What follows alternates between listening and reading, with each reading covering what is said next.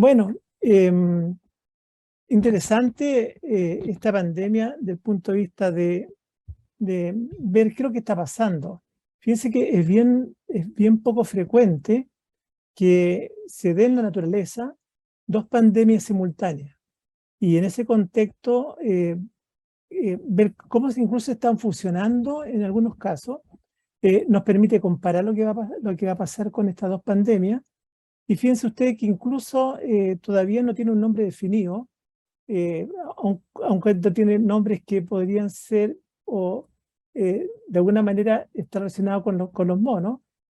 Históricamente solamente podemos decir que se le puso viruela al mono porque la primera vez que se detectó el virus fue en monos, causando patología, aun cuando hay muchos animales silvestres que ya tenían esta connotación y por lo tanto es muy probable que en los próximos tiempos este nombre sea cambiado por uno que corresponde más bien al virus que en quien se encontró por primera vez.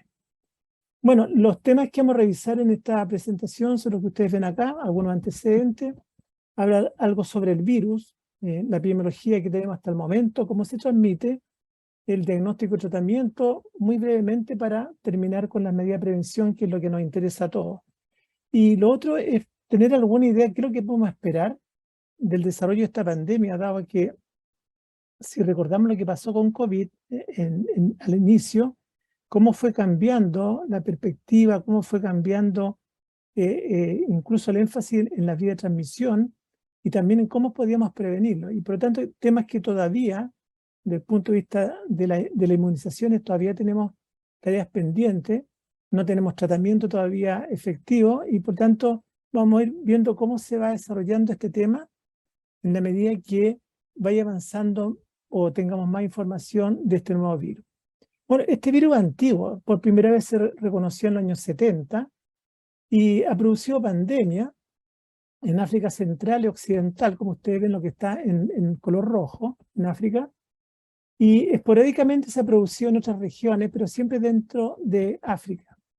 Esta enfermedad, de esta manera, cuando estaba solamente limitada a África, es una enfermedad autolimitada, con síntomas entre 2 a 4 semanas y con letalidad baja, pero no tan baja tampoco para ser una enfermedad infecciosa. Ahora, el cuadro clínico es bastante similar en muchos aspectos a la viruela que fue erradicada en el año 80, la viruela humana, pero se presenta como menos contagiosa en esta oportunidad y también con menos gravedad. Recordad que hay múltiples hospederos donde se ha encontrado el virus, por tanto, la interacción con los humanos lo hemos visto fundamentalmente en algunos brotes, como por ejemplo en los brotes de Estados Unidos, a través de animales que fueron, digamos, exportados a Estados Unidos. Y como ustedes ven, del año 70 es la primera vez que se describió este virus y ha presentado entonces en varios países de África y algunos brotes autolimitados que se vieron en viajeros en Estados Unidos, Europa y Singapur. ¿Cómo es este virus? Este es un virus que corresponde al género Orthopoxvirus de la familia Poxviridae. Este es un virus que tiene una doble cadena de ácido desoxinucleico y por lo tanto es un virus diferente al virus del COVID, por cuanto el otro es un virus ARN. Ahora, ¿qué es lo que le da características diferentes a este virus? Es que es un virus grande y eso de grande y su cubierta externa le permite de alguna manera estar estable en el medio ambiente, o sea, podría sobrevivir más tiempo que lo que pasa con el COVID actualmente. El genoma ahora, como es ADN, es estable, en general presenta muy pocas mutaciones y eso hace que por lo menos desde el punto de vista de la prevención, por ejemplo con las vacunas, tenga menos problemas que lo que he tenido hoy día, por ejemplo, en COVID. Ahora, la pandemia actual se ha relacionado con una de las dos variables que están en África, que sería justamente la clado-2, que sería, y creo que esto también se le va a cambiar el nombre, y sería la menos virulenta, que sería la de África Occidental. Es una suerte porque podría haber tocado la uno que era mucho más virulenta. Según la información disponible, Los casos europeos, es decir, cuando la pandemia se manifiesta fuera de África, fue a mediados de mayo. Pero hay una publicación reciente de España que habrían detectado casos ya en las primeras semanas de abril. Por tanto, esto todavía no está bien claro y por eso hoy día, por lo menos el número de casos que fue aumentando, fundamentalmente empezó en la mitad del mes de mayo y ustedes ven que ahí se diseminó ya en rojo hasta la parte de Europa y en azul también la región de la América. Y ahí es cuando ustedes ven la diseminación importante que es la que estamos viendo hoy día. Hoy día es una pandemia global por cuanto se ha diseminado totalmente en todos los continentes, como ustedes ven, principalmente en Europa, como se ve acá, pero ya en América ustedes estamos en segundo lugar después de Europa, y en azul está en la parte endémica de esta viruela. Por lo tanto, de ahí partió todo, pero se diseminó hacia Europa primero y después al resto de los países. Hoy ya se han notificado cerca de 40.000 casos en todo el mundo. Probablemente hay muchos más, pero ustedes saben que siempre hay una latencia entre la notificación y lo que sale publicado. Ahora tiene una particularidad esta pandemia, que la mayor parte de los casos se ha presentado en hombres jóvenes, en un grupo etario entre 18 y 44 años, y el 97% de los casos se han presentado en hombres que tienen sexo con hombres. Por lo tanto, ya le da una particularidad que no ha tenido otra pandemia, por lo menos hasta el momento. Y el punto de partida, o el punto, digamos, donde se asocian todos estos casos, o la gran mayoría, fue reuniones internacionales y encuentros sexuales con múltiples parejas. De ahí partió. Y obviamente hoy día con los viajes aéreos esto permitió una rápida y temprana transmisión al resto del mundo.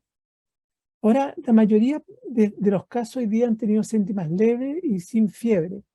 Y vamos a ver que aun cuando se consultan, pueden tener fiebre, no es necesariamente lo que vamos a ver en todos los pacientes y no está claro todavía qué va a pasar con los asintomáticos. Aquí en esta línea de tiempo, vemos que el punto cero es cuando se expone el virus. Hay un periodo de incubación que puede durar hasta 12 días y ahí aparece una viremia que justamente por ser viremia produce en una buena parte de los pacientes fiebre. Y después de la fiebre vienen todas las repercusiones de tipo cutánea. Primero con un rash y después con pequeñas máculas, pápulas y que finalmente pueden llegar a pústulas. Pero pústulas que son bastante inusuales por cuanto son, como dicen algunos autores, pústulas secas. O sea, uno no espera encontrar o no va a encontrar, por ejemplo, pus, como uno podría haber pensado cuando hay una pústula. Bueno, y los síntomas pueden durar hasta 14 o 21 días y por tanto durante todo este tiempo el paciente está contagiante y por lo tanto es todo el tiempo que tiene que estar en aislamiento. Ahora, por supuesto que todas las evoluciones, como cualquier enfermedad infecciosa, va a depender del grado de exposición y también del inóculo. Y por lo tanto, no es lo mismo un inóculo a distancia o en base a contacto ambiental que, por ejemplo, con múltiples parejas o contacto íntimo. Y eso probablemente es lo que ha marcado la diferencia. Acá hay un listado en base a casi 21.000 casos de la frecuencia de la sintomatología. Y como ustedes ven que en primer lugar está la fiebre, en un 74%, después rash cutáneo, cualquiera, de cualquier tipo y en cualquier parte, y después cuando se hace sistémico en un porcentaje menor. Ahora, localizado en la zona genital, también casi un cuarto, y la presencia de adenopatía, que van a estar siempre asociados al punto de partida de la infección. Habitualmente, en este caso, va a ser en el área genital. Y ahora, linfoadenopatía en el resto del cuerpo en menor proporción. Bueno, otros síntomas que son propios de cualquier infección importante, como fatiga, cefalea y dolores musculares, y también dolor en el fondo en la garganta, que tiene que ver fundamentalmente con la exposición, digamos, fundamentalmente en pacientes que actúan en forma pasiva en esa localización. Reservorio. ¿Dónde podemos encontrar estas lesiones? de la piel. Bueno, fundamentalmente, como les decía, hay una progresión entre eritema, pápula y pústula. Puede ser una sola o múltiple. Y las lesiones en este minuto van a orientarse fundamentalmente al sitio inicial de la infección, que tiene que ver fundamentalmente hoy día con los genitales y también en la zona oral. Ahora, estas lesiones pueden durar varias semanas y se pueden mantener, como dice, infectantes durante todo ese tiempo. Esa por una vía y que probablemente sea la más importante en cuanto a contacto íntimo y cercano y duradero, pero también, dado el tipo de virus, también podría dar por compartir fluidos, por ejemplo, como secreciones respiratorias. Y por tanto, un punto que también hay que considerarlo desde el punto de vista de aislamiento. Y lo mismo, la ropa de cama, por ejemplo, la ropa de vestir, toalla o cualquier elemento que puede ser compartido o estar en contacto con otras personas.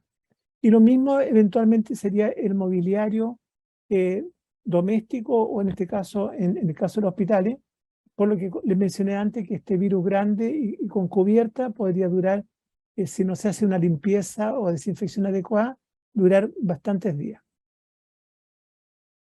Veamos ahora la transmisión. Bueno, y aquí lo vamos a hacer en estos dibujos que están en la publicación de Medscape, comparándolo siempre con SARS-CoV-2, por ejemplo. El contacto directo diría que es la parte fundamental hoy día en esta pandemia, justamente por el origen que tiene inicial esta pandemia. No sabemos lo que va a ocurrir más adelante, pero por el momento es por contacto directo. Y que en el caso del SARS-CoV, usted sabe que fundamentalmente era por gotitas tanto gruesas como muy finas. Acá es por contacto, o sea, tiene que haber contacto cercano, íntimo, entre dos personas o con lo que se comparta digamos, en ropa o elementos en común. Por lo tanto, después vendría gotita respiratoria y también materiales o superficies contaminadas, mobiliario, equipamiento, pensando en el caso del hospital. Ahora, de los asintomáticos, no tenemos mucha información todavía. No es lo mismo que COVID en ese caso. Y fíjense que de alguna manera el RO, por ejemplo, que el índice de reproducción, que por lo menos en el SARS-CoV-2 ha ido subiendo. Ustedes saben que por lo menos 10, o sea, por cada caso, hay 10 contactos que podrían infectarse. En este caso, en la viruela del mono, en este caso no llega a más de 2. Y por eso que probablemente los brotes que han habido en África han sido autolimitados, justamente porque no traspasan más allá de 1,2 o 1,3 personas. Y ahí después se acaban los reservorios y no hay posibilidad que se transmita. Todo esto en un contexto que estamos al inicio de la pandemia y donde todavía hay muchas cosas que desconocemos del virus. ¿Qué exámenes disponemos hoy día para su diagnóstico? Bueno, se puede hacer una muestra sanguínea para PCR, y eso obviamente va a ser en un tubo, y también tomar muestras de las vesículas o de las pústulas, y esto con una túnela seca y enviarla justamente en un tubo estéril seco para los laboratorios de confirmación que hay en cada país. En el caso de Chile, todas estas muestras se envían al Instituto de Salud Pública para su confirmación. Ahora, aprovechando esta foto, una de las cosas que se han encontrado ayer, hubo un webinar de médicos españoles que mostraron su casuística, que tienen más de 5.000 casos, y lo que se decía de la viruela clásica era que todas las lesiones iban simultáneamente en la misma etapa. Pero ellos han encontrado que no están así, que hay mucha similitud ahora con la varicela, en cuanto a que pueden haber lesiones en distintos estadios y por tanto eso lo podría hacer hasta confundir con varicela. Así que esto hay que tenerlo en cuenta para la sospecha diagnóstica y, bueno, y seguir los lineamientos que han dado las autoridades en cada lugar. Lo que nos interesa, ¿hay riesgo laboral?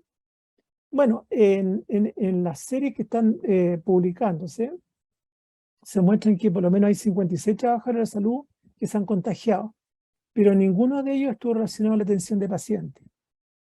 Sobre todo porque en ese momento todavía no habían pacientes que habían consultado a los servicios de salud. Y el único caso que está publicado previamente fue en los brotes que han habido anteriormente, donde hubo transmisión a un, digamos, a un personal, fundamentalmente en el laboratorio. Por tanto, por el momento no sería una preocupación importante desde el punto de vista si es que hacemos las cosas bien. Recordemos que tenemos la gran experiencia de COVID, que nos ha enseñado bastante, que nos ha obligado a usar elementos de protección personal, también el tema de la higiene de manos, y por lo tanto creemos que estaríamos en este caso mucho mejor preparados que antes, porque además tenemos mejor calidad y también más cantidad de insumos. ¿Qué pasa con las vacunas? Bueno, hay dos vacunas que se han aprobado por la FDA. La que está disponible en este minuto es esta que está con este nombre distinto, difícil de leer, pero que se puede comercializar como Ivamune. Esta vacuna está hecha en base a virus, pero modificado, atenuado, y por lo tanto que no replica. Por lo tanto, no produce nueva infección, o sea, el virus está atenuado, por lo tanto, es como el virus atenuado, por ejemplo, de la influenza. Fue licenciado recientemente, y usted podrían pensar, bueno, ¿por qué fue licenciado hace tanto tiempo? O sea, ¿se esperaba esto? Sí, la verdad es que está dentro de los agentes que por bioterrorismo obliga, digamos, a contar con vacunas que permitan su control en forma oportuna. Bueno, aquí aprovechar ya que estamos hablando de vacunas y del virus, con la fake news siempre pasan cosas que algunas personas enganchan. Primero dicen que podría ser, digamos, un invento de las potencias, porque en realidad es un virus que como que emergió de repente. No está claro por qué emergió de repente, probablemente por las reuniones que les mencioné previamente. Y no, es un virus totalmente propio de África, donde ha estado por mucho tiempo, y que las cepas que se han clonado posteriormente, que se han identificado genéticamente en Europa y en Estados Unidos, son idénticas a este, digamos, clado 2 que les mencionaba. Alguien dijo que a lo mejor podría haber sido producto de las vacunas de COVID.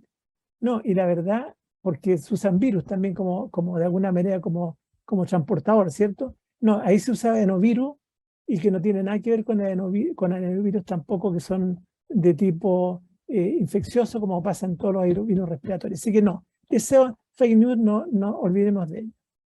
Ahora, esta vacuna se ha, digamos, focalizado fundamentalmente en contactos o en, digamos, personal de riesgo o en personas de riesgo. Y esto está dimensionado para mayores de 18 años, o sea, para adultos. Y se usa en base a una vía subcutánea con 2 dosis separadas por 28 días. Eso es lo que está disponible hoy día. Esta otra vacuna, que se hizo en base a virus vivo, está hace mucho tiempo licenciada, pero esta se vendió a otra compañía y en este momento está sin, digamos, producción, sobre todo porque produjo muchas reacciones adversas graves y con replicación no controlada. O sea, al final fallecieron pacientes por la vacuna más que por la enfermedad misma. Por tanto, por eso está discontinuada. En cuanto a medicamentos, por ejemplo, antivirales, está el Tecovirimat, que ahí tiene el nombre comercial, que se puede usar en niños desde 3 kilos hacia arriba. Fue aprobado ya por la FDA el año 2018, la forma oral, y la forma endovenosa recientemente por la emergencia de la pandemia. Está disponible como stock de emergencia y obviamente se está reservando solamente para cuadros graves. Y recordar incluso como sale al revés esta foto, pero está hecho fundamentalmente para el caso de emergencia y está resguardada y se reparte de acuerdo a necesidad. Bueno, para llegar a la parte final de la presentación y lo que nos interesa a nosotros y al personal de salud, acá lo más importante son las precauciones de contacto y por la posibilidad también de la vía respiratoria, también por gotita. Así que una mezcla que tiene que ver en el fondo en el aislamiento en base a estos dos componentes. ¿Y por cuánto tiempo? Hasta que las lesiones desaparezcan y se vea la piel sana. O sea, si un paciente tuviera que quedar hospitalizado durante todo ese tiempo, solamente podría uno terminar el aislamiento cuando está la piel sana. Ahora, una de las cosas que no les mencioné antes es que los que se están hospitalizando fundamentalmente hoy día en este cuadro de la viruela son pacientes que están con un dolor que no se puede manejar en forma ambulatoria. Al revés de lo que pasó con COVID, ustedes ven la diferencia, donde realmente los que se hospitalizaron eran por fundamentalmente cuadro respiratorio y por apoyo ventilatorio. En este caso, básicamente es para manejo del dolor. Y aquí, algo que ustedes conocen muy bien, solamente va a ser un recordatorio, todas las medidas que tienen que ver fundamentalmente desde el punto de vista de la vía de transmisión por contacto y también por la vía de transmisión por gotita. Así que en este caso, y por la posibilidad de que hayan todavía alguna posibilidad de pequeñas gotitas, se requiere una habitación individual, de preferencia con extracción de aire y baño exclusivo. La higiene de mano considerando los 5 momentos cuando apliquen. Uso de los elementos de protección personal, por ejemplo, como delantal, bato, mandil, desechable y con manga, de manera que cubra toda la superficie de la piel del personal. Uso de guantes que tendrían que ser cambiados todas las veces que sea necesario.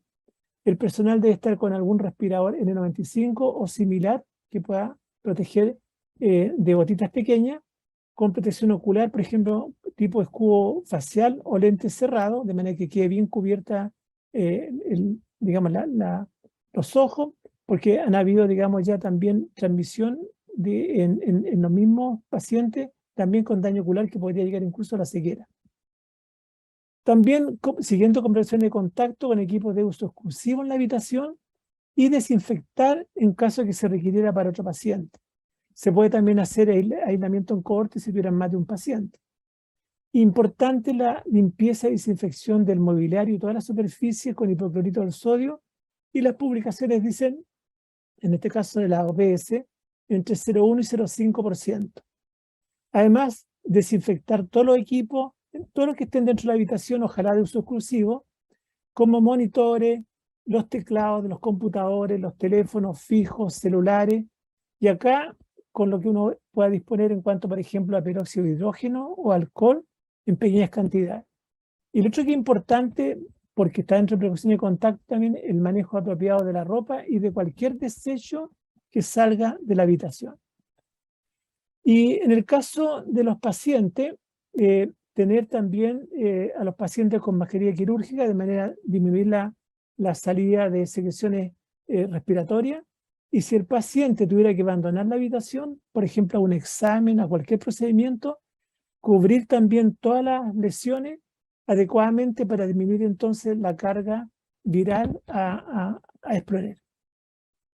Bien, eso como resumen, recordar que este es un virus que es endémico en África Central Occidental, que han habido previamente algunos brotes, pero de pocos casos asociados a animales que se han exportado a algunos países y que han ido, en estos casos los que les mencionaba, y también por viajeros que han estado en algunos días en estos países donde está endémico. Recién estamos al inicio de esta pandemia y por lo tanto muchas cosas probablemente no están muy claras, sobre todo la presentación, los cuadros clínicos, y no sabemos cómo se va a presentar después cuando haya transmisión comunitaria, probablemente en el núcleo familiar o en el núcleo cercano de las personas que están infectadas, probablemente puede haber algún grado de transmisión. Por lo tanto, en este momento tenemos que empezar en Europa y sobre todo afectado a hombres que tienen sexo con hombres, pero eso no sabemos cuánto puede durar. Recuerden lo que pasó con el SIDA, que también primero fue una población también de riesgo como esta, pero que después, por distintos mecanismos de transmisión, se expandió también a otras personas y a otros grupos. Ahora, por el momento, esta pandemia tiene mucho menor contagiosidad y mortalidad que el COVID-19, y eso, por lo menos, nos da más facilidades de manejo.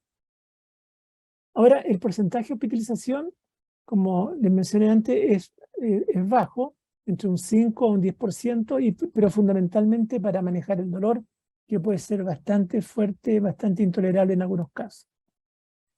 Tenemos vacunas, tenemos antivirales, pero en realidad no está bien definida su eficacia, porque está primera vez que se está probando en grupos grandes de población. Por lo menos otros antivirales no han demostrado todavía por el momento mayor efecto, probablemente va a haber que hacer algunas asociaciones para que esto pueda andar mejor, pero estamos recién empezando esta historia. Tampoco sabemos si el virus va a cambiar, esperemos que no. Por el tipo de ácido nucleico, uno esperaría que no tuviera grandes mutaciones y por tanto que la vacuna que está disponible pudiera servir.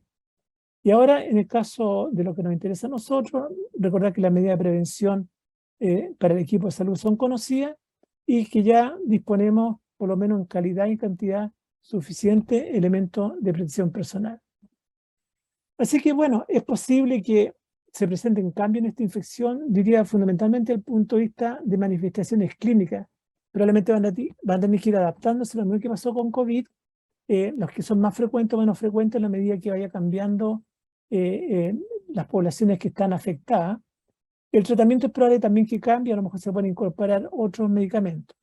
Pero desde el punto de vista práctico, lo que nos interesa es que las medidas de prevención en las instalaciones de salud son las conocidas y el énfasis está en que fundamentalmente en la prevención de contacto. Pero algo que es muy importante, muy relevante, que lo hemos repetido muchas veces, es que no basta con tener la normativa, no basta con tener los elementos de protección personal. Lo más importante es supervisar que se cumplan y que la gente lo haga en forma adecuada. Y es una tarea importante para la gente que está a cargo de unidades y de servicios de instalaciones sanitarias. Así que bueno, eso es lo que tenía para el momento y espero que hayan preguntas y si no... Todas encantada de estar acá con ustedes en esta presentación. Y bueno, acá digamos, no tenemos tanto nuevo que contarle, a diferencia de lo que les habló Patricio, porque parece como increíble en realidad que estando, digamos, todavía dentro de la pandemia, nos llegue, digamos, otra por encima, ¿verdad? Así que lo que vamos a hacer en esta presentación es actualizar un poco el tema de COVID, que no hay desafortunadamente muchas cosas nuevas, pero yo creo que es una instancia más bien de reflexión, ¿verdad? Respecto a qué nos ha ocurrido particularmente en control de infecciones con la pandemia, qué hemos aprendido, si hemos aprendido algo realmente y qué nos depara el futuro. O sea, quizá este dicho antiguo que dicen que crisis es sinónimo de oportunidad, es como lo que más, digamos, nos aplica en este momento respecto a COVID-19. Así que bueno, claramente el SARS-CoV-2 es un monstruo de 1000 cabezas, ya porque los monstruos de 2 cabezas no nos alcanzan para esto. Uno le corta la cabeza al monstruo y sale otro, y sale otro, y sale otro. Y ha sido, digamos, el mayor desafío para el personal del equipo de salud en esta última década, y particularmente, les diría yo, para el personal o el equipo de salud de control de infecciones. Ahora,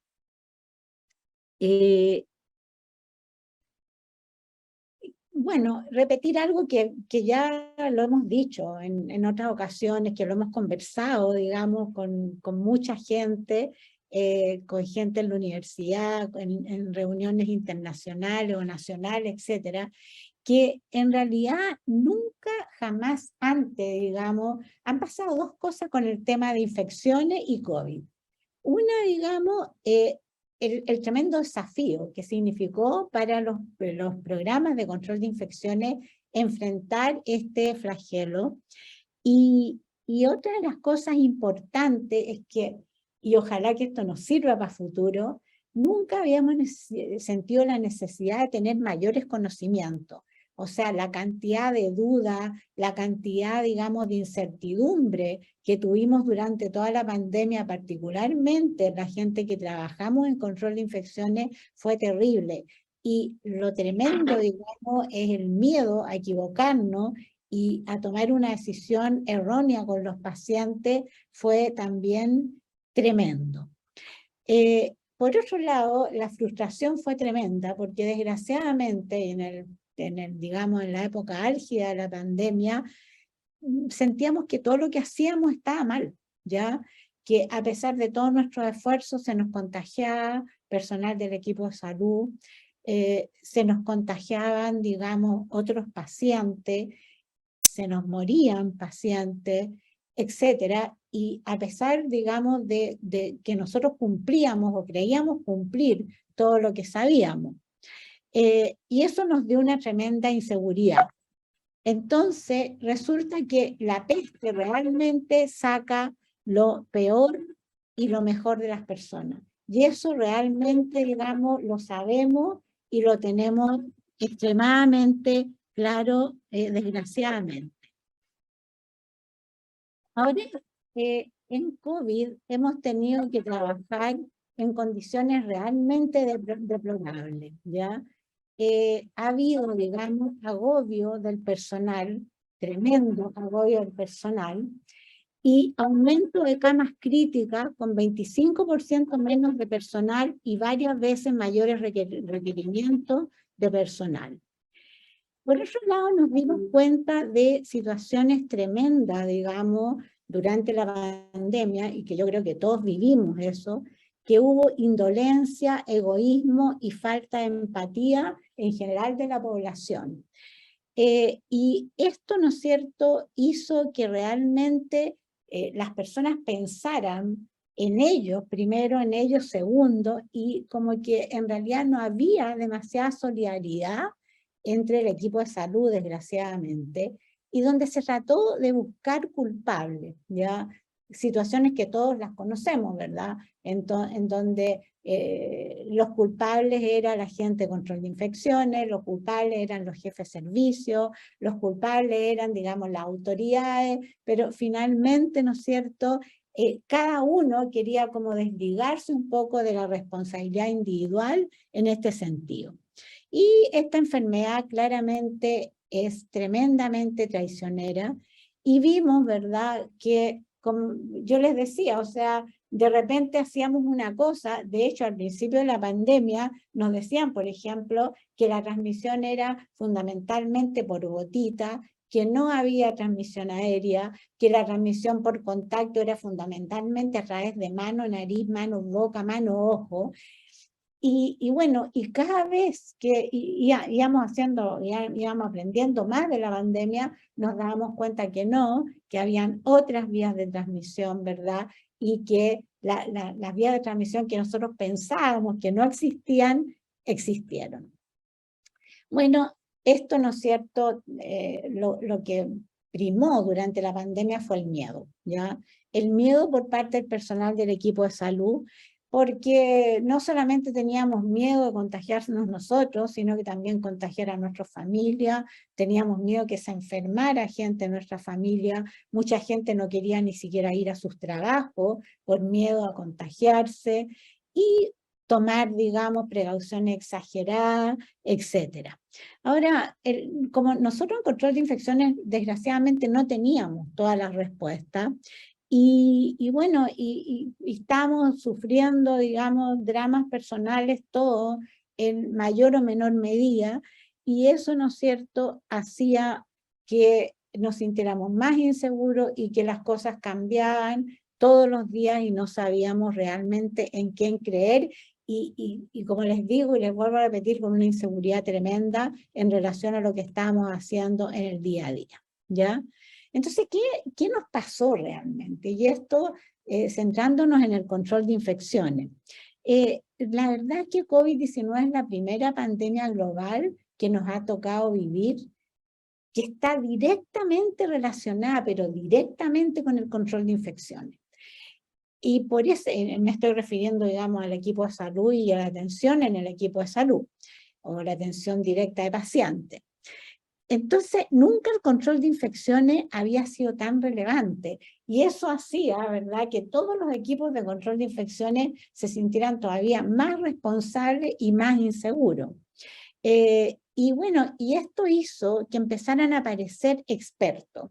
Y dentro de lo que hacíamos todos los días en los hospitales, ¿verdad? O no solamente en los hospitales, sino que en otros centros de atención de salud, aparecían expertos por todos lados, gente que nunca le había interesado las infecciones, que siempre habían considerado que las infecciones, bueno, la tenían que ver, digamos, la gente de control de infecciones, gente que no creía muchas veces en la transmisión, que más bien creía en los tratamientos, ¿verdad? Que creía en el manejo de infecciones.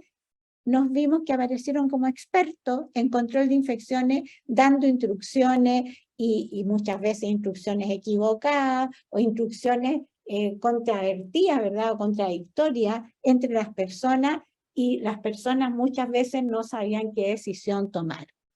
Y en menos de un año, cosas que se veían como esotéricas constituyeron la normalidad, como por ejemplo, exageración en los usos de elementos de protección personal, el uso de respiradores N95, el uso, digamos, exagerado a veces de guantes, delantal, protección hasta en los zapatos, y bueno, y esto parecía totalmente normal. Imagínense ustedes que hasta hubo, digamos, centros de salud que desinfectaban a la gente con pistolas, ¿verdad? O sea, no pistolas fogueo, ni pistolas, digamos, armas de fuego, sino que con pistolas con desinfectante, etcétera, a fin de aumentar, ¿no es cierto?, teóricamente la protección y disminuir los riesgos para el personal del equipo de salud. Ahora, en cuanto a prevención, yo diría que las medidas son todas conocidas hoy día, ¿ya? Y que de alguna manera Patricio las adelantó. Al principio pensamos que básicamente era precauciones por gotita, digamos que quizás era la más eficiente, pero en la medida que ha ido aumentando el conocimiento respecto a la transmisión del SARS-CoV-2, ¿verdad? Nos hemos dado cuenta que se transmite también por transmisión aérea y en forma bastante eficiente en algunas circunstancias, ¿verdad? Y también por contacto, claramente. Y por contacto con superficies contaminadas, porque el virus puede permanecer viable por bastante tiempo en superficies contaminadas. ¿Ya?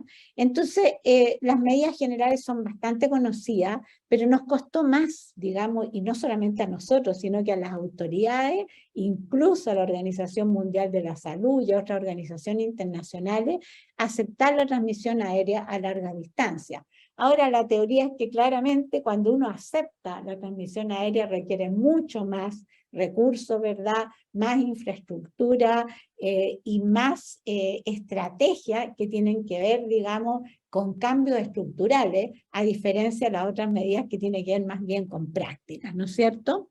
Entonces, sin duda, y por eso fue la pregunta, la medida de mayor impacto es la inmunización. O sea, la inmunización de alguna manera nos trajo tranquilidad a todos, ¿verdad? Nos trajo nuevamente la esperanza de poder tener una vida al menos relativamente normal. Salir de la casa, interactuar con otras personas, interactuar con nuestra familia, etc. Pero solamente así un dato,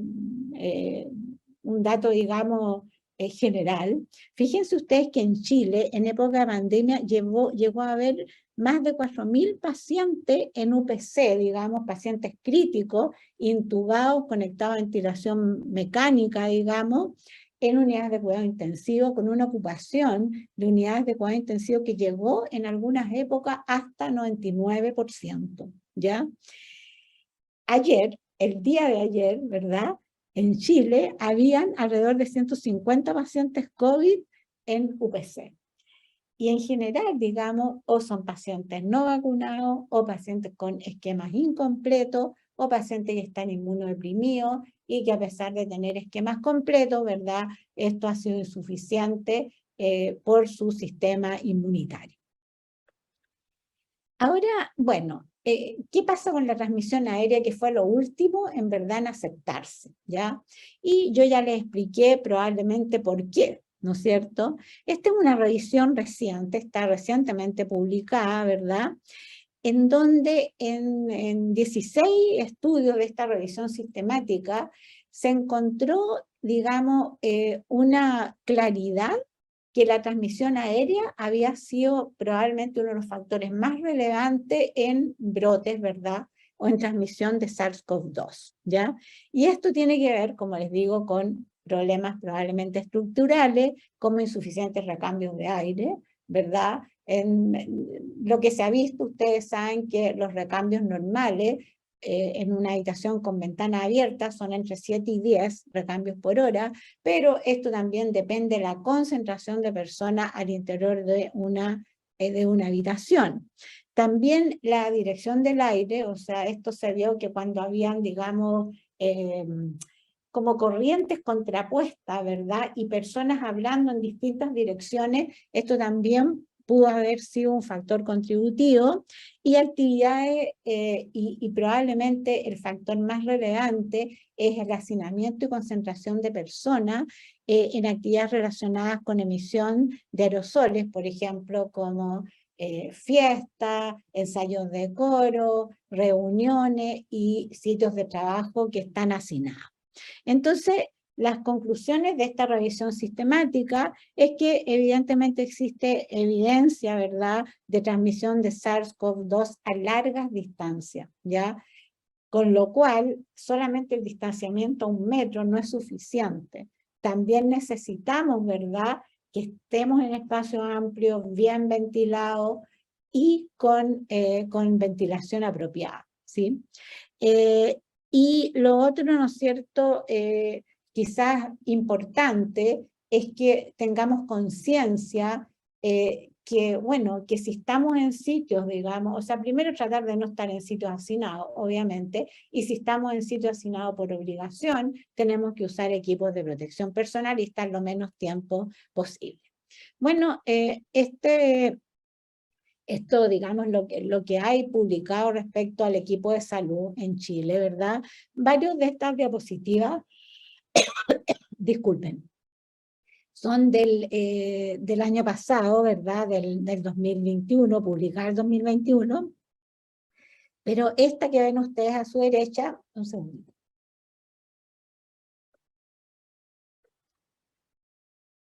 Es una publicación reciente del Ministerio de Salud respecto a los brotes, ¿no es cierto?, de COVID en el personal del equipo de salud en el año 2021, ¿ya?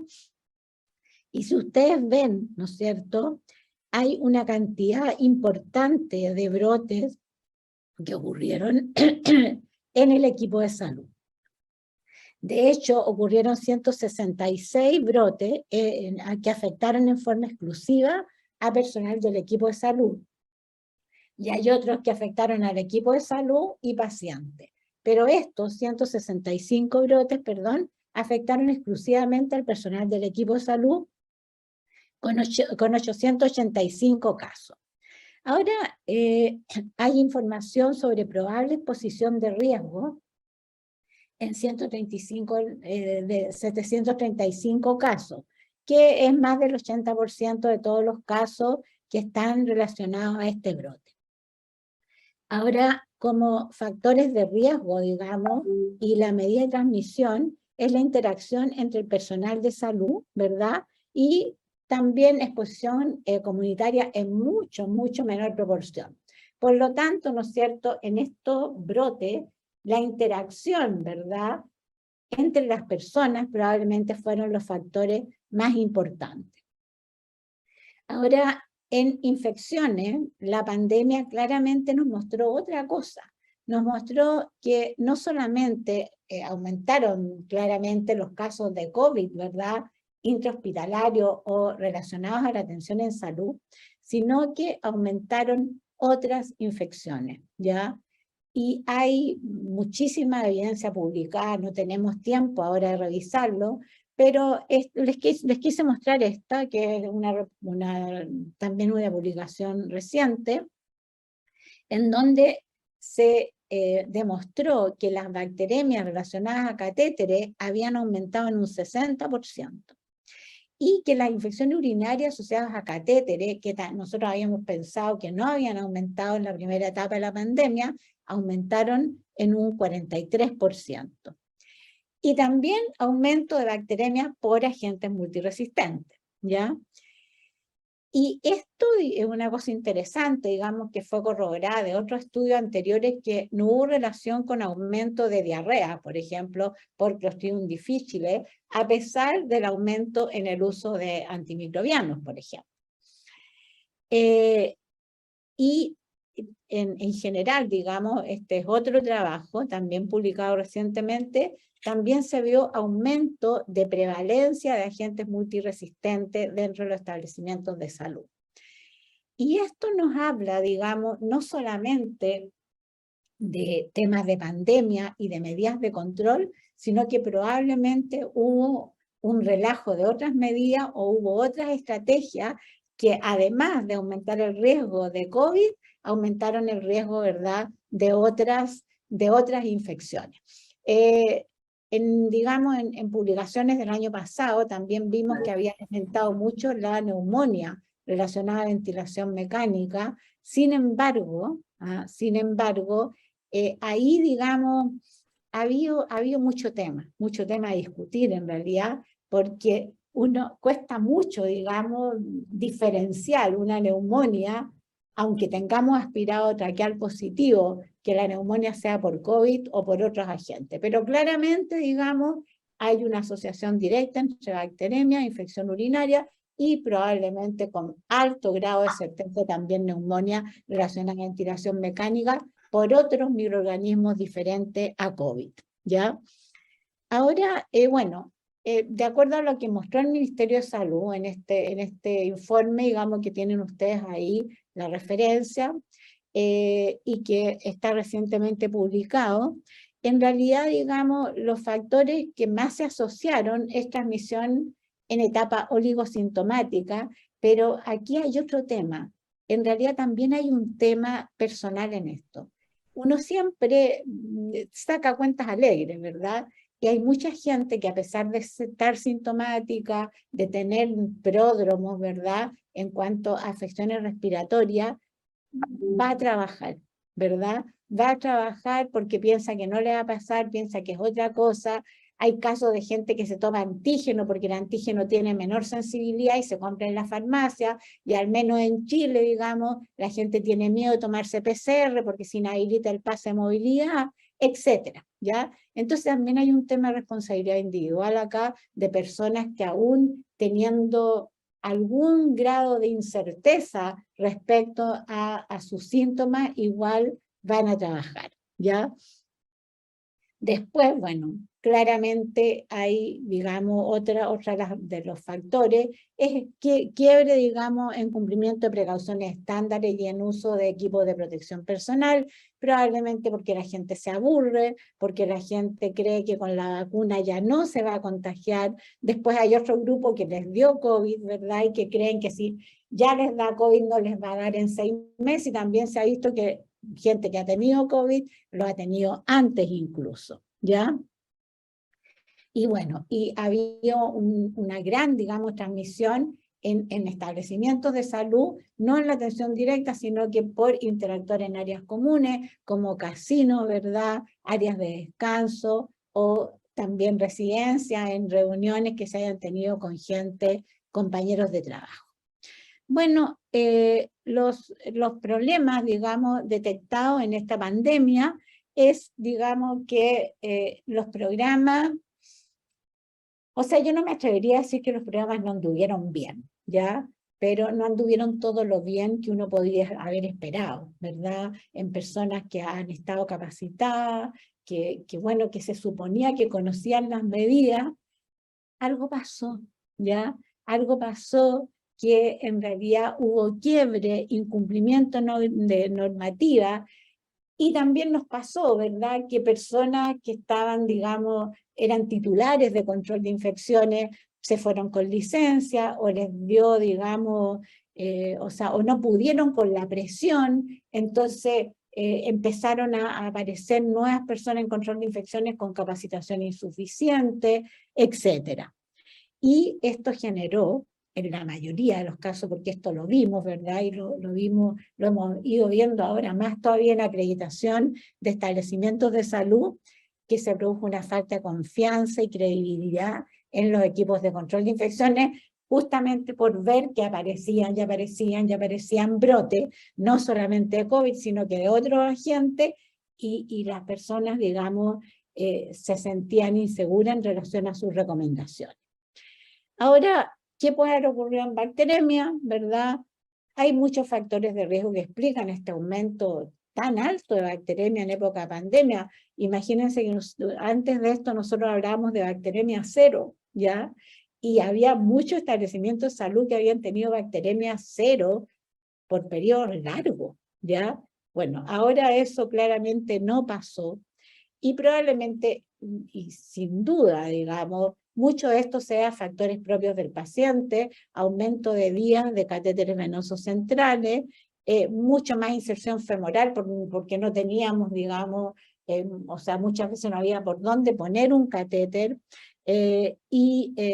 además, digamos, la necesidad de hacer hemodiálisis por catéter en pacientes graves, y además, ¿no es cierto?, donde ya era tanta la presión que nadie revisaba la necesidad o no necesidad de la línea, y por lo tanto muchos pacientes se quedaron por mucho más tiempo con catéteres venosos centrales.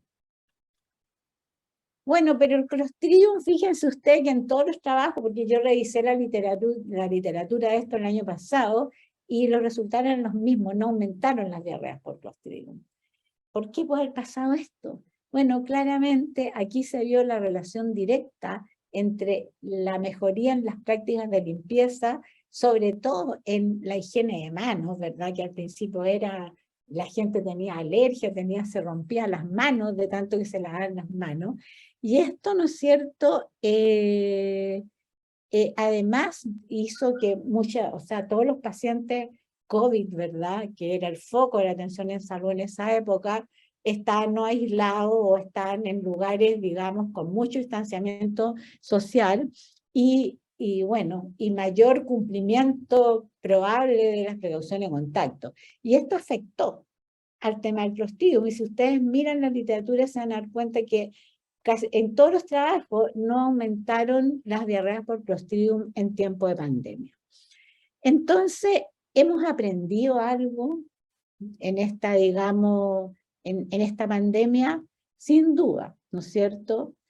Hemos aprendido muchas cosas, ya yo les quiero mencionar algunas. Lo primero, digamos, es que la prevención y control de infecciones no se limita solamente a hospitales, ¿ya? En todos los países estamos acostumbrados que el foco del control de infecciones está en hospitales y hospitales terciarios o hospitales de alta complejidad, ¿ya? La pandemia nos enseñó que acá da lo mismo, no es que da lo mismo, pero que los brotes y la transmisión se produjo en todo tipo de establecimientos. Y estamos hablando de, sobre todo, sitios de larga estadía, por ejemplo, también en establecimientos de atención primaria, también en cárceles y en otros lugares, y donde también era necesario implementar programas de control de infecciones que hasta la fecha, digamos, al menos en Chile, son muy poco desarrollados, para no decir casi sin desarrollo. De hecho, con los brotes que hubo en centros de internación prolongada, muchas autoridades de esos centros están desesperados por encontrar gente de control de infecciones que le dijera qué hacer con los pacientes, porque los pacientes se morían, los pacientes se infectaban. Fue un drama realmente, y se vio la necesidad que en estos establecimientos también era necesario el control de infecciones. Otra cosa que aprendimos, que el conocimiento y liderazgo en control de infecciones son intransables. Intransable. Aquí no puede haber personas que no tengan liderazgo. Y el liderazgo, ¿qué es lo que nos da? O sea, ¿qué es lo que lo da? Fundamentalmente el conocimiento. Cuando cualquier persona que está haciendo su trabajo, digamos, si sabe hacer su trabajo, va a tener liderazgo. Y va a defender, ¿no es cierto?, sus decisiones, y va a defender sus prácticas y sus estrategias, ¿sí?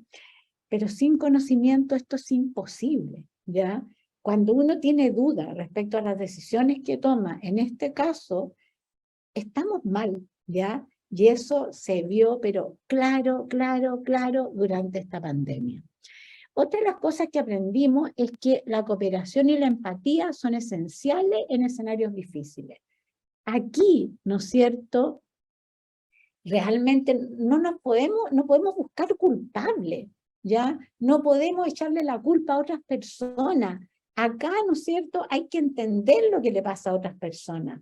Hay que ser empático y solidario, porque realmente lo que finalmente cuenta es que todos estemos alineados hacia un mismo lado y hacia un mismo norte, cosa que no vimos en la pandemia.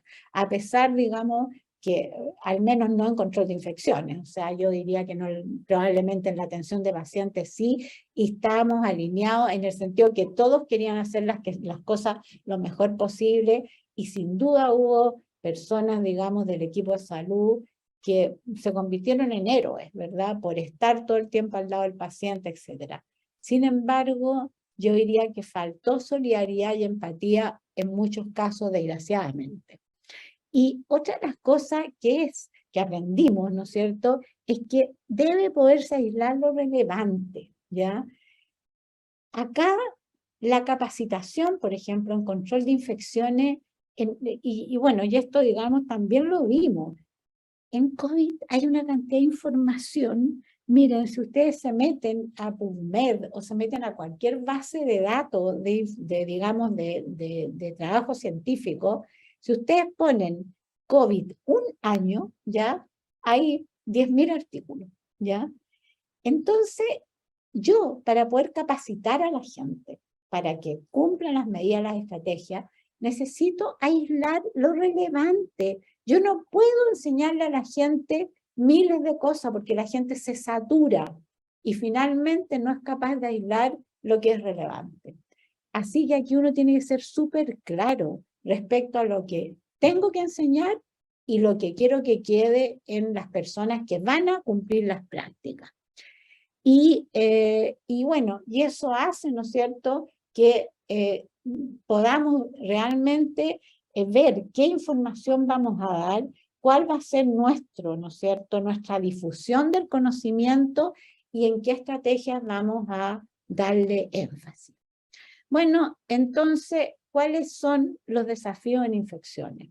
Claramente, o sea, piensen en lo que les dije al principio. No hemos terminado una pandemia porque seguimos al interior de la pandemia de COVID-19 y ya nos llegó otra pandemia, ¿ya? No sabemos lo que va a pasar con la viruela símica. Yo me acuerdo, porque probablemente soy mayor que muchos de ustedes, y yo estuve en los principios, en los inicios de la epidemia de VIH, ¿ya? Que claramente no fue un tema de transmisión asociada a la atención en salud. Sin embargo, digamos, se trató de confinar la transmisión a una población de riesgo, ¿ya? Y después vimos que el VIH se amplió a la población general, a todos, ¿ya? Homosexuales, heterosexuales, bisexuales, población general, población de la tercera edad y niños, o sea, a todos, ¿sí? Entonces, en realidad, nosotros no podemos quedar tranquilos hoy con la viruela símica, diciendo, ¿verdad?, que la viruela símica está, digamos, centrada en un grupo de personas y que no es, digamos, un riesgo para el equipo de salud. Hay que anticiparse a cambios emergentes y pensar que sí van a llegar pacientes a la atención en salud, que sí van a llegar pacientes con pústulas abiertas y que sí tenemos que tener un programa para ello. Otro desafío importante es que tenemos que actualizar la vigilancia, ¿ya? La vigilancia que tenemos hoy día en control de infecciones, la que está recomendada incluso por el Centro de Control de Enfermedades y por otras agencias reguladoras, no nos alcanza, ¿ya? Necesitamos menos datos y más información, ¿ya? Menos, digamos, menos buscar y buscar y buscar y buscar datos, digamos, en grupos de pacientes probablemente bajo riesgo, que nos consume mucho tiempo, ¿ya? Y no tener buena información para tomar decisiones. Ahora, es un tema que claramente no es como a discutirlo acá, pero yo se los quiero dejar en el tintero, porque yo creo que ese va a ser uno de los desafíos más importantes en control de infecciones. Y otra cosa importante es que necesitamos mejor análisis epidemiológico.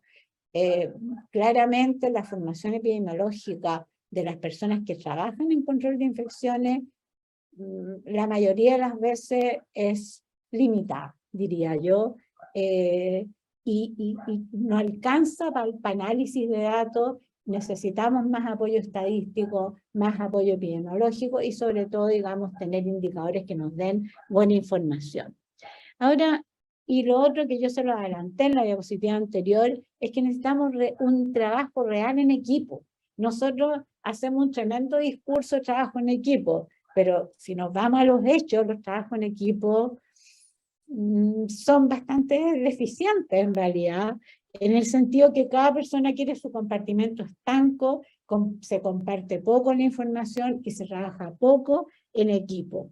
Hoy día no deberían haber, ¿no es cierto?, grupos del PROA, por ejemplo, trabajando por un lado, el departamento de infectología trabajando por otro lado, el equipo, el departamento calidad por otro lado, el departamento de control de infecciones por otro lado y el departamento de, digamos, de servicios generales o los servicios de ingeniería por otro lado.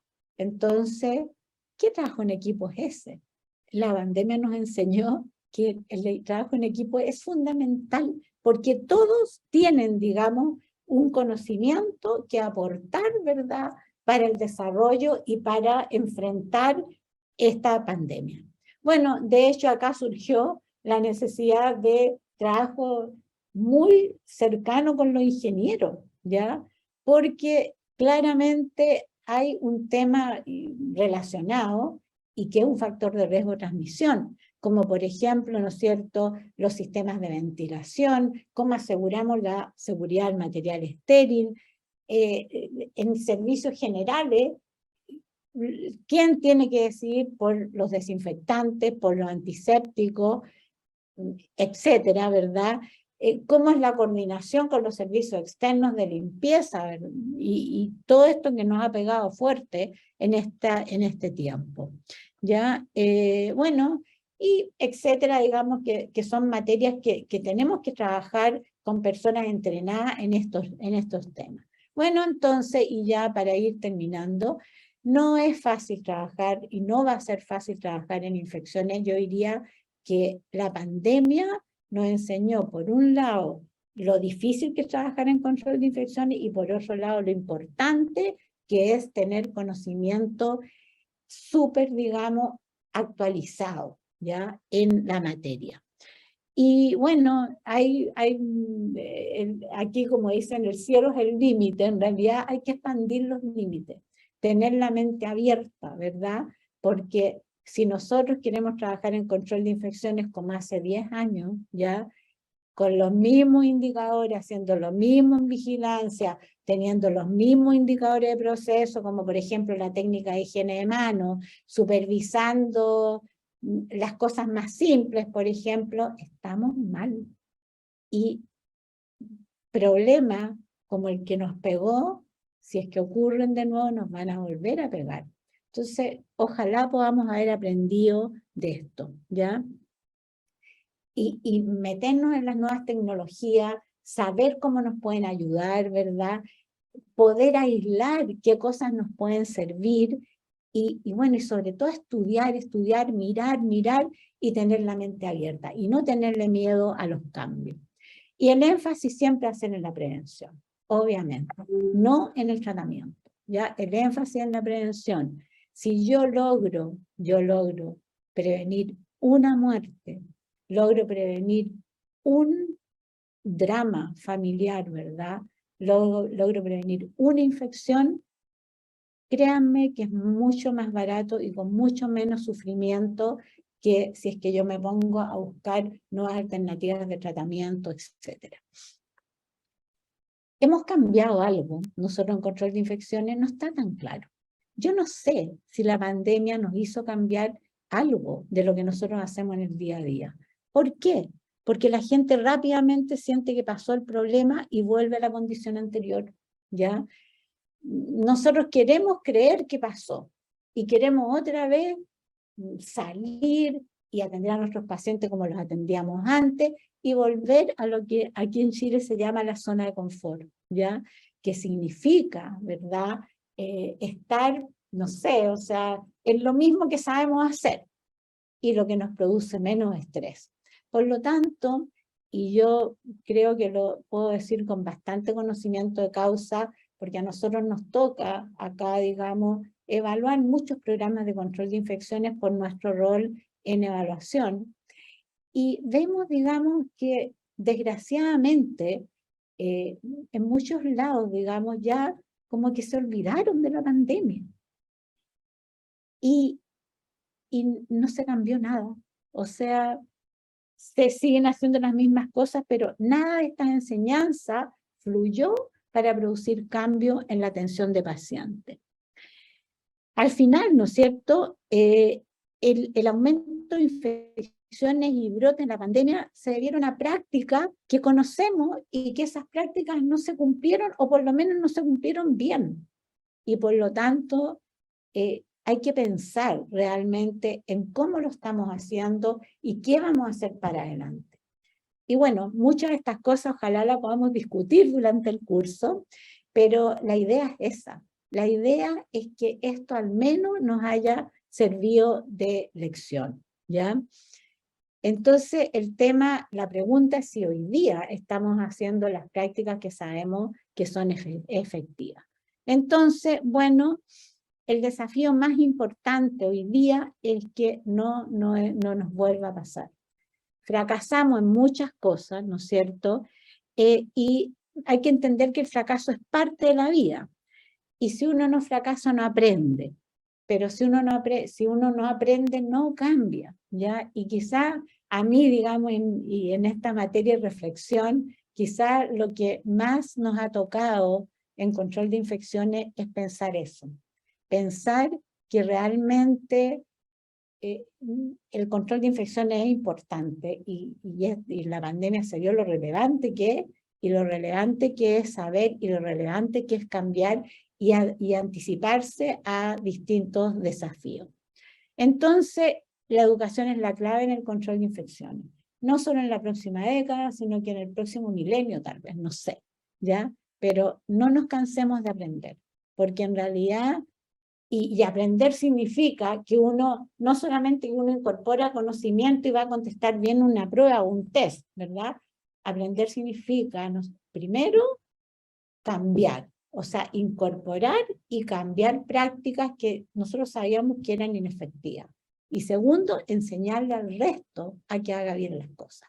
Y yo diría que ese es, ¿no es cierto?, nuestro rol principal en materia de control de infecciones y en materia de COVID.